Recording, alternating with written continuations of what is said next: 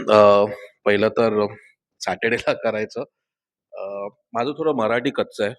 म्हणून मला जॉइन करायला पण थोडं भीती वाटत होती, कारण की मराठीत होतं पूर्ण.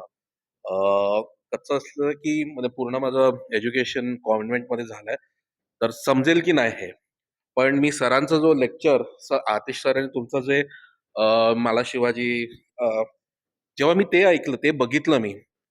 आता लाईफमध्ये खूप म्हणजे अभ्यास केलाय, कोर्सेस केलेत, पण पहिल्यांदा समोरचा माणूस काय बोलतोय ते I was able to take it in and I was able to understand. जे एकदम कमी प्रोफेसर्स किंवा जे असतात, ट्रेनर्स असतात, त्यांच्यामध्ये ती क्वालिटी असते.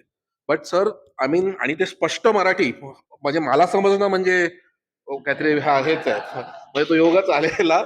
आणि ते त्यावरून मी विचार केला की जर नाही काय कोर्स बेस असेल तर I have to definitely do it.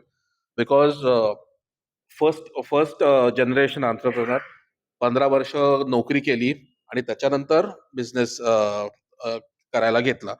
तर नीडेड अ मेंटर, जे मी बघत होतो, म्हणजे 2 वर्षापासून, ते मी सरांमध्ये बघितलं. सरांचा मेंटरशिपचा कोर्स वेगळा आहे, तो मी त्याचे पैसे मग भरीन मी, याचा जरा येऊ द्या.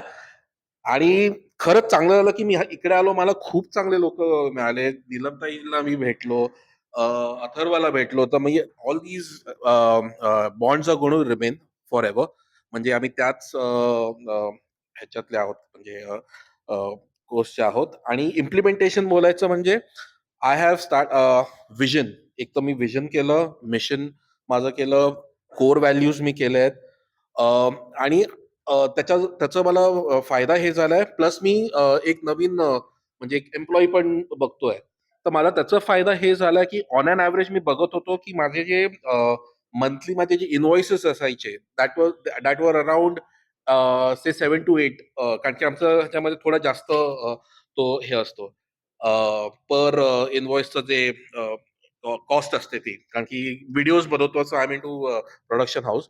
आता ते इम्प्लिमेंट केल्यानंतर the number has increase to 15 to 16 invoices. So it's actually double. Actually double. ते प्रोसेस. आणि मी तसं तर मी 10% पण नाही अजून इम्प्लिमेंट केलं. I think it will help me. आणि पुढे पण I will be in touch, म्हणजे काही पुढे असेल. आणि thank you so much, Mohit sir, Sameer sir, thank you so much for all the support. Thank you.